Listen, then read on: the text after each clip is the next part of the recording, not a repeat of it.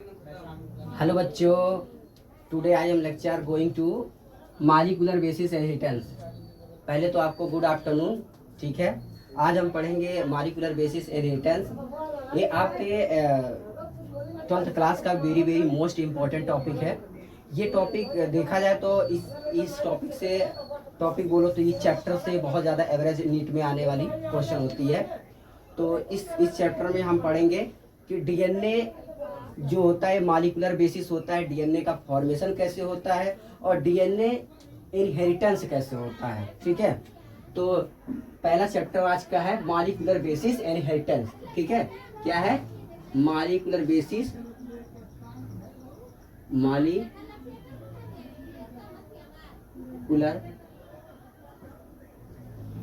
Basis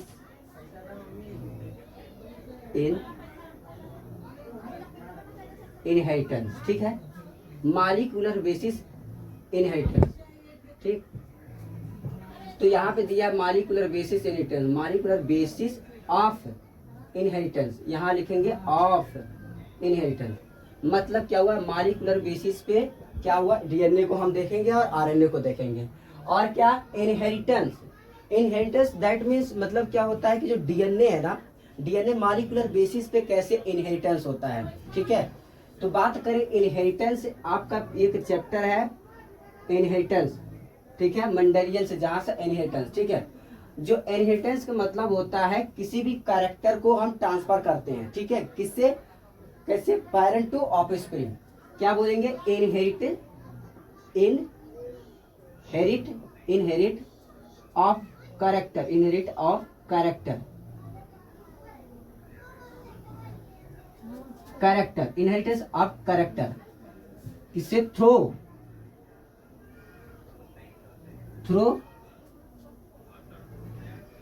through DNA अथवा RNA. ठीक है, क्या बोले? Inheritance of character through DNA और आरएनए। ठीक है, कहां से? फ्रॉम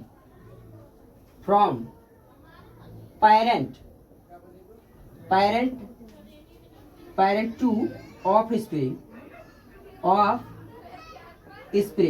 ठीक है, पेरेंट टू ऑफस्प्रिंग। ठीक है, आपको यहाँ पे एक शब्द का मतलब पता चल गया, इनहेरिटेंस। इनहेरिटेंस मीन्स मतलब कैरेक्टर कहाँ से कहाँ, मतलब डीएनए के थ्रू, डीएनए अथवा आरएनए के थ्रू। ठीक है, कहाँ से?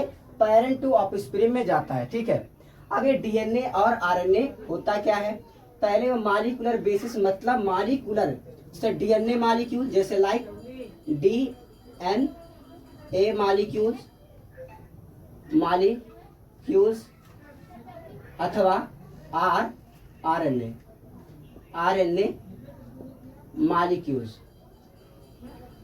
मॉलिक्यूल्स। ठीक है, तो आपको दो चीज डिफाइन हो गया। जो मॉलिक्यूलर बेसिस पे है वो डीएनए आरएनए है, और इनहेरिटेंस जो होता है वो कैरेक्टर होता है थ्रू डीएनए आरएनए, किसमें? पेरेंट टू ऑफस्प्रिंग में। ठीक है, और उसके बाद अब हम पढ़ेंगे डीएनए। एक्चुअली डीएनए होता क्या है? पढ़ेंगे डीएनए। क्या पढ़ेंगे? डीएनए। पहली बात तो डीएनए इज लॉन्ग पॉलीमर। क्या बोलोगे?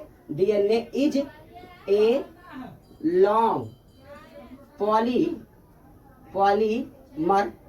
Polymer of deoxy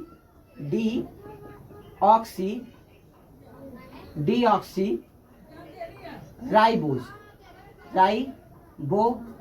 nucleotide.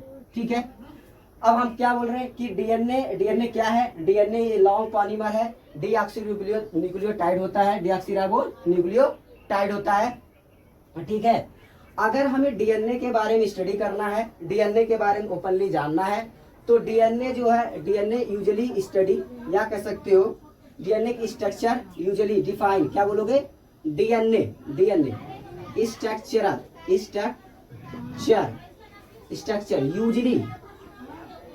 Usually define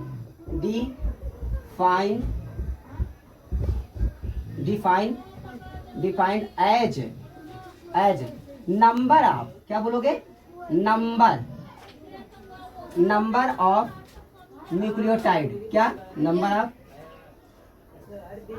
nucleotide, number of nucleotide or base pair, कह सकते हो क्या, बेस पेयर, ठीक है। जनरली क्या बोलोगे, स्ट्रक्चर, जब डीएनए के हम स्ट्रक्चर की बात करेंगे तो डीएनए की structure usually defined as number of nucleotide or base pair, ठीक है, आर बेस पेयर, क्या बोलोगे, बेस पेयर, ठीक है, बेस पेयर। अब बात आए एज लाइक एग्जाम्पल, क्या बोलोगे, लाइक एग्जाम्पल के तौर पे देखोगे, जैसे बैक्टीरियोफेज, बैक्टीरियोफेज। अब बैक्टीरियोफेज की बात करें तो आपकी एनसीईआरटी में दिया है कि साई मल्टीप्लाई बाई 174, ठीक है, 174, ठीक, क्या, एज लाइक क्या, 5368 न्यूक्लियोटाइड, क्या बोलोगे, न्यूक्लियोटाइड, ठीक है। अब हम दूसरा एग्जांपल लेते हैं, इसी का दूसरा एग्जांपल, कौन सा दूसरा एग्जांपल, बैक्टीरियोफेज लैम्डा, क्या बोलोगे, बैक्टीरियोफेज लैम्डा की बात करें तो इसमें होता है 480, ठीक है, 502, यानी कि 48,502, ठीक है, 02, क्या, इसका क्या बोलोगे, बेस पेयर, ये क्या है, बेस पेयर, ठीक है, बेस पेयर, ओके। अब इसकी बात करते हैं किसको हम, इसकी बात करते हैं बैक्टीरिया इकोलाई, यानी कि इश्चेरिशिया कोलाई, बैक्टीरिया की बात है,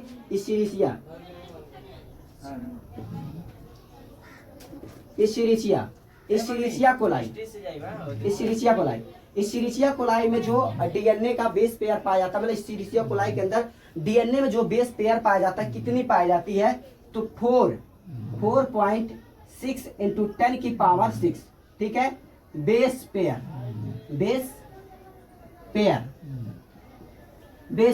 ठीक है। अगर हम बात करें ह्यूमन हैप्लॉइड सेल, क्या बोलोगे, ह्यूमन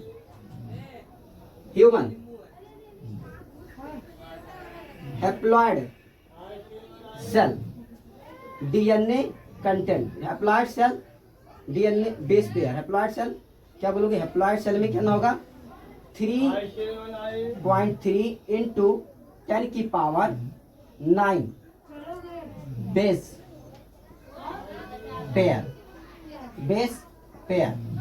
ठीक है, बेस पेयर। अब हम बात करते हैं, ये तो आपको पता हो गया कि सर डीएनए क्या होता है, डीएनए जो इनहेरिट कैरेक्टर क्या होता है, DNA long polymer deoxy ribo nucleotide होता है।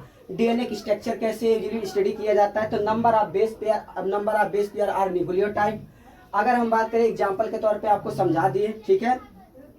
अब हम बात करते हैं स्ट्रक्चर ऑफ पॉलीन्यूक्लियोटाइड, क्या बोलोगे, अब भाई ये पॉलीन्यूक्लियोटाइड है तो हम इसका स्ट्रक्चर देखेंगे डीएनए का, तो स्ट्रक्चर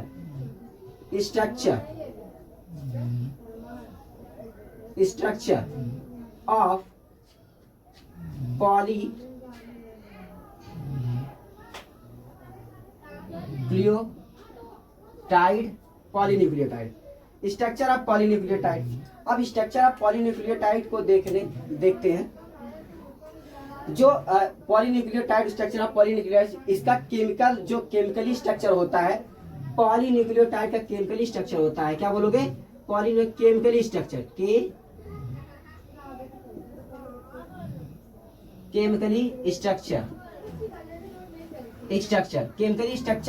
केमिकली स्ट्रक्चर क्या होता है, डीएनए आरएनए, क्या बोलोगे डीएनए अथवा आरएनए, ठीक है।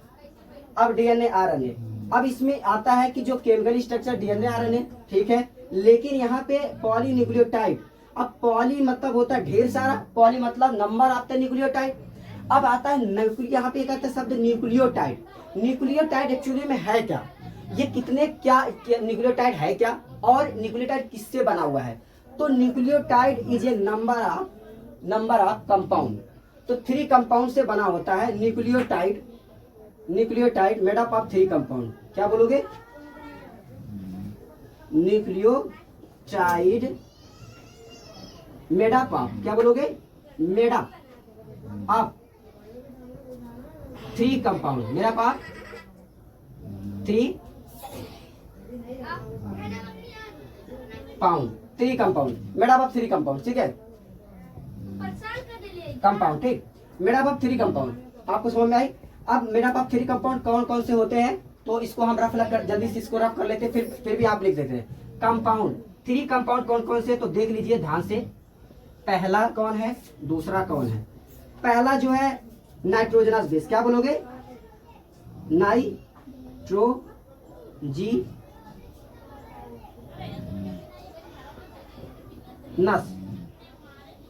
Base, nitrogenous base. दूसरा जो है पेंटोज शुगर, पेंटोज शुगर। तीसरा जो है फास्फेट, क्या है,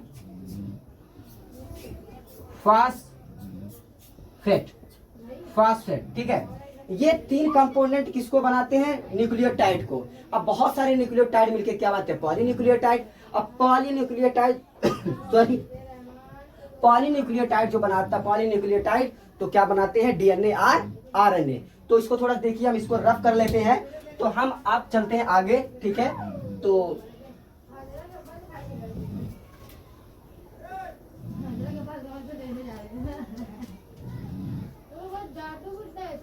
अब पढ़ते क्या, न्यूक्लियोटाइड।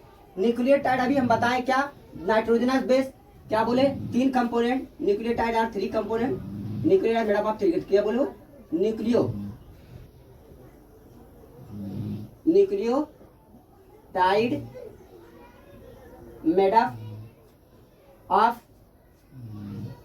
3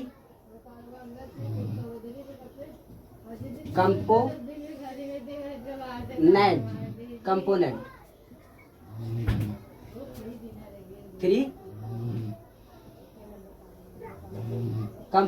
3 कंपोनेंट, ठीक है। पहला अभी मैंने बताया क्या, नाइट्रोजनस बेस, नाइट्रोजन बेस। दूसरा हमने ये पहला था, दूसरा हमने बनाया क्या, पेंटोज शुगर,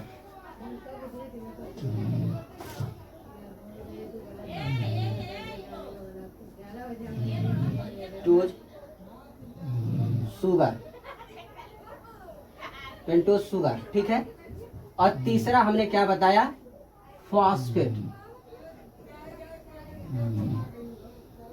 फास्फेट, ठीक है, फास्फेट। अब हम नाइट्रोजनस बेस को 2 पार्ट में डिवाइड करते, 2 कंपोनेंट में डिवाइड करते हैं। Nitrogenous divide into 2 component, nitrogenous divide into 2 component, ठीक है। पहला पायरिमिडिन, क्या है, पायरिमिडिन। दूसरा है प्यूरिन, क्या है, प्यूरिन, ठीक है। पायरिमिड और प्यूरिन। पायरिमिडिन में 3 पाए जाते हैं, 3 नाइट्रोजन बेस पाए जाते, 3 बेस पाए जाते हैं। पहला जो होता है वो होता है साइटोसिन। दूसरा जो होता है यूरोसिल। तीसरा जो होता है थाइमिन। अगर हम बात करें प्यूरिन की, तो प्यूरिन में 2 पाए जाते हैं। एडेनिन, क्या पाया जाता है, एडेनिन। दूसरा जो है ग्वाइनिन, ठीक है। ये तो हमारा हो गया नाइट्रोजनस बेस। अब पेंटोज शुगर की बात करें तो इसमें 5 कार्बन वाले कंपाउंड, 5 कार्बन जैसे लाइक दिस 5 कार्बन कंपाउंड, ठीक है। स्ट्रक्चर 5 कार्बन कंपाउंड स्ट्रक्चर, ठीक है। पेंटोज शुगर OH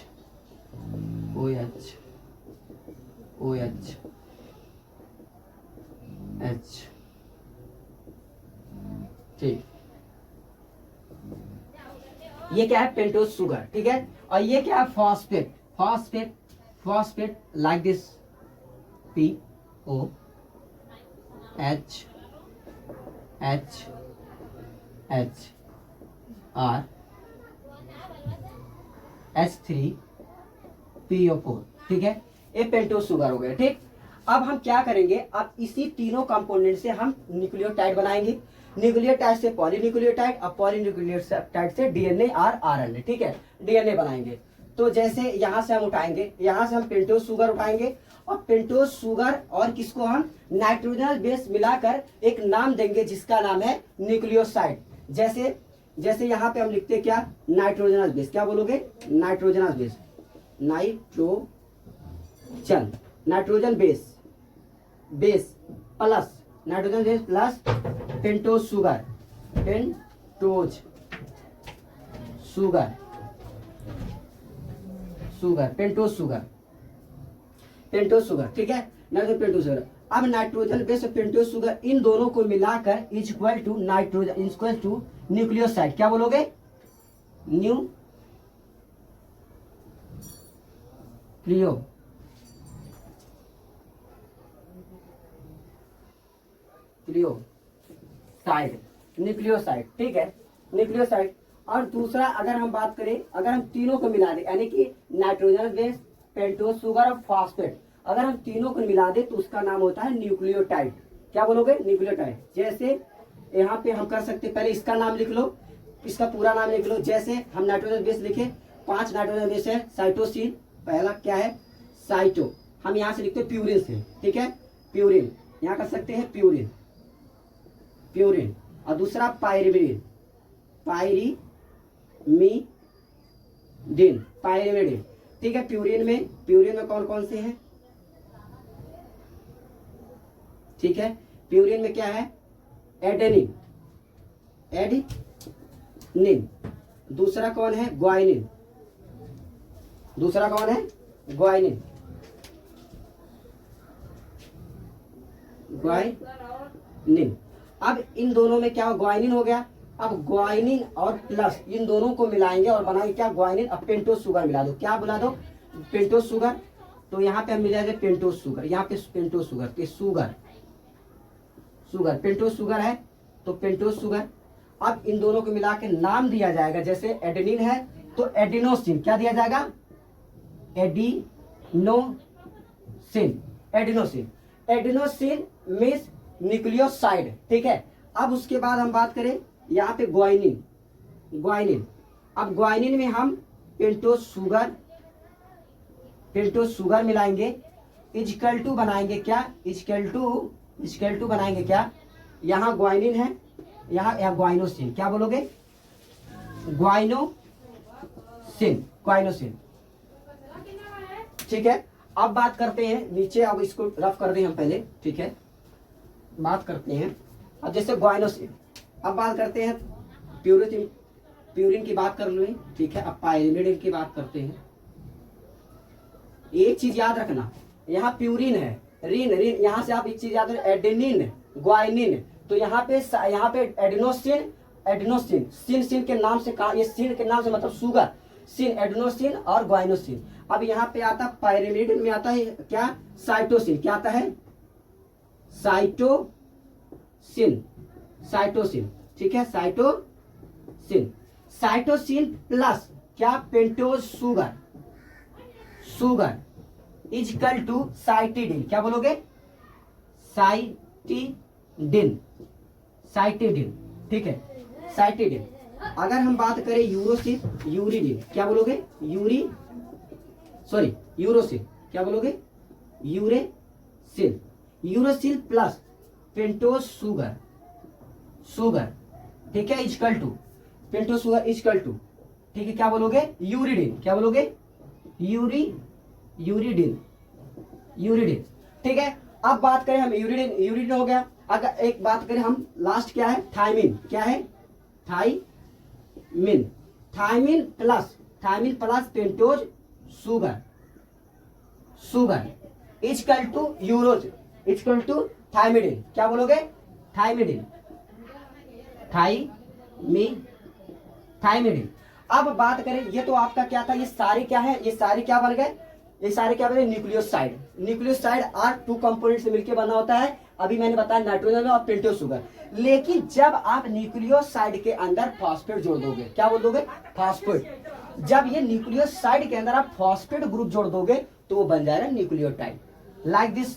जैसे यहाँ पे देखो, यहाँ पे हम प्लस करके यहाँ पे क्या जोड़ देंगे, यहाँ पे न्यूक्लियोसाइड है, न्यूक्लियोसाइड से हम जोड़ देंगे फॉस्फेट। क्या जोड़ दें, फॉस्फेट, फॉस्फेट जोड़ दिए। अब फॉस्फेट जोड़ने के बाद जैसे क्या नाम है इसका, एडिनोसिन। तो एडिनोसिन प्लस क्या बोल दोगे, फॉस्फेट। क्या बोल दोगे, फॉस्फेट।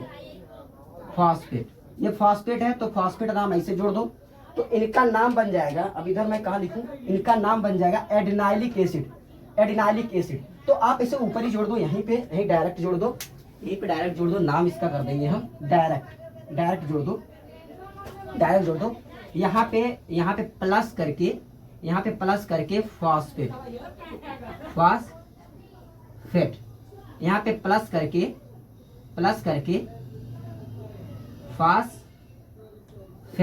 फॉस्फेट, ठीक है, फॉस्फेट। अब यहाँ पे इक्वल टू कर लो, ठीक है। अब हम डायरेक्ट लिख दे रहे हैं डैश करके। तो आपको ये बात समझ आना चाहिए, कि मतलब यही बार बार रिपीट किया गया, फॉस्फेट। तो यहाँ एडिनोसिन को हम बनाए एडिनाइलिक एसिड, क्या बोलेंगे, is equal to adenylic acid.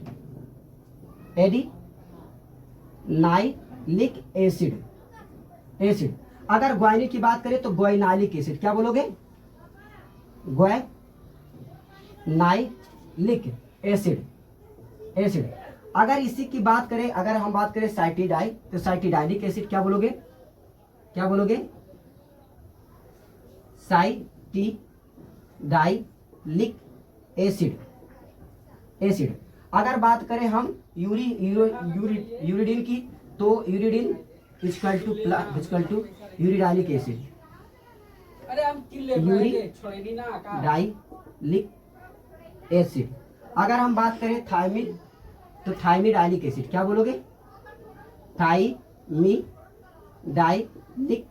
Acid. समझ में आई, थायमिडाइलिक एसिड। अब ये हमारा क्या आपको दिख गया, ये हमारा क्या बन गया। अब आपको क्या मिल गया, क्या, न्यूक्लियोटाइड। अब आपको ये समझ में आ गई, सर आपने तो डायरेक्ट नाम से बना दिया, ठीक है। अब इसको आप फिगर से बनाओ, तो आप एक स्ट्रक्चर फिगर से विजुअलाइज कर लो। जैसे यहाँ पेंटोस शुगर है तो हम इसको ऐड करते हैं, पेंटोस शुगर। इधर देखो, पेंटोस शुगर, ठीक, पेंटोस शुगर है, ठीक, आपको दिख रहा है, SNO आपको दिख रहा होगा, ठीक है। तो यहाँ पे यानी कि कौन सा, ये पहला कार्बन, हम नंबरिंग कर दे रहे हैं, first carbon, second carbon, third carbon, fourth carbon, और यहाँ पे लास्ट में जो है, ये हमारा लास्ट में जो है, ये कौन सा, 5 कार्बन, ठीक है, ये 5 कार्बन है। अब 5वें कार्बन से हमारा कौन जुड़ता है, फॉस्फेट। कौन से जुड़ता है, फॉस्फेट। यहाँ पे हम जोड़ देंगे फॉस्फेट, ठीक, यहाँ पे कौन जोड़ देंगे, फॉस्फेट, यहाँ पे जोड़ देंगे फॉस्फेट, ठीक है, यहाँ पे जोड़ देंगे फॉस्फेट, ठीक है, यहाँ पे जोड़ देंगे फॉस्फेट, ठीक है। अब समझ में आई, ये फॉस्फेट जुड़ गया, ठीक। अब यहाँ पे क्या हुआ, फर्स्ट कार्बन से कौन जुड़ेगा, हमारा नाइट्रोजनस बेस। क्या जुड़ेगा, नाइट्रोजन। यहाँ लिख सकते हो नाइट्रोजन डायरेक्ट, क्या लिख सकते हो, N, या N को हम कह सकते हैं नाइट्रोजनस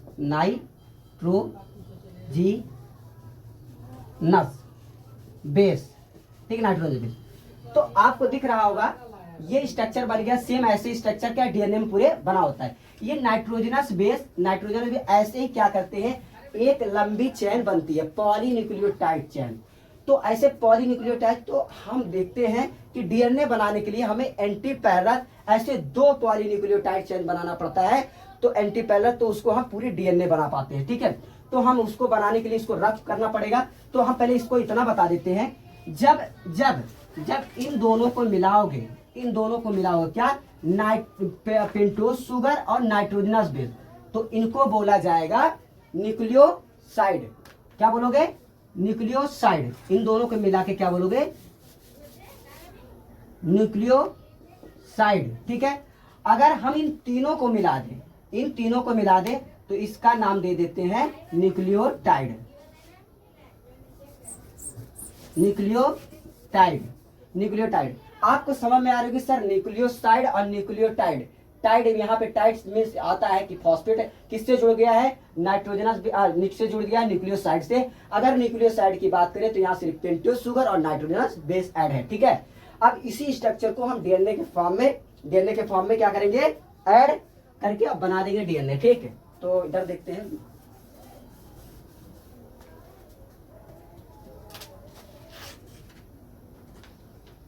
ठीक, अब हम बनाते हैं डीएनए। एक्चुअली में आपको डीएनए में दो चीज दिखता होगा, एंटी पैरेलल। पहला तो दिखता होगा ये पहला जो स्टैंड दिखता होगा 5 to 3 डैश, और दूसरा दिखता होगा 3 to 5 डैश। ये 5 to 3 डैश और 3 to 5 डैश क्या एक्चुअली में होता है, 5 to 3 डैश जो होता है नथिंग बट, यहाँ पे आपको दिख रहा है पेंटोज शुगर और फास्फेट। फास्फेट हमेशा फ्री होता है 5 एंड पे, और जो नाइट्रोजनस जो फास्फेट फ्री होता है 5 एंड से स्टार्ट होता है और लास्ट में 3 एंड पे फ्री हो जाता है। ठीक है, तो आपको इसी जगह पे हम दिखाएंगे, जैसे हम बनाते स्ट्रक्चर। आपको यहाँ पे देखिए, ये क्या है हमारा पेंटोज, ये क्या है पेंटोज शुगर। ठीक है, ये क्या है पेंटोज शुगर, हम ऐसे ही बनाएंगे दो। ठीक है, ये पेंटोज शुगर, यहाँ से हम जोड़ दे रहे हैं फास्फेट। क्या जोड़ रहे हैं, फास्फेट कौन से एंड पे, 5 एंड पे। ठीक है, और फिर दूसरा स्ट्रक्चर बना लो, सेम एज ट्यू।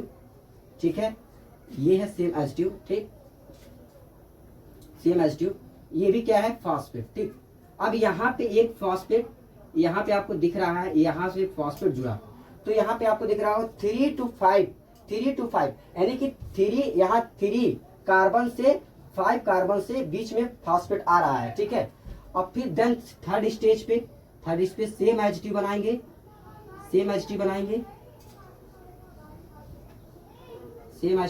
ठीक है, सेम एच टी बनाएंगे।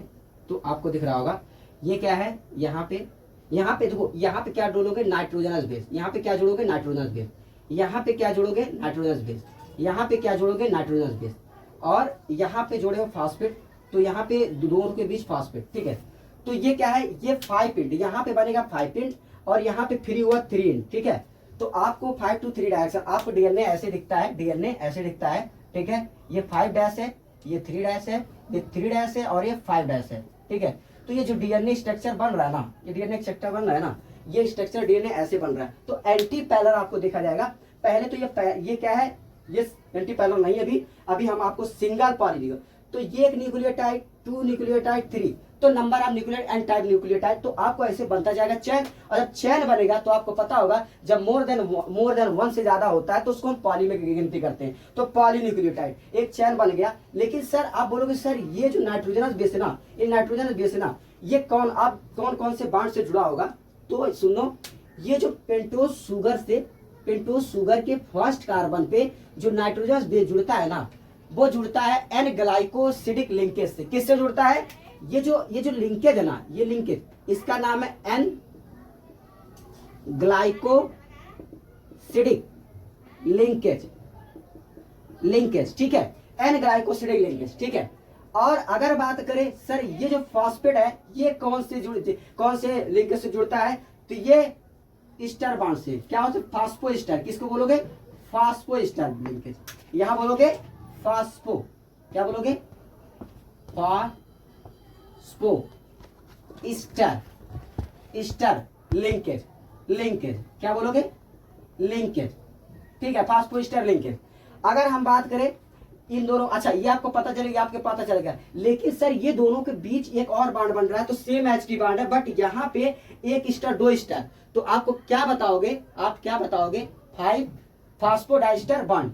ठीक है, तो आप सेम एच टी, मैं एक खत्म करने से एक चीज बता देता हूँ, ये क्या है, ये आपको यहाँ पे मैं एक चीज दिखा देता हूँ, बॉन्ड। ठीक है, तो आपको यहाँ पे आपको देखने को मिल रहा है। ठीक है, ऐसे करके हम एंटी पैरेलल और भी जोड़ देंगे।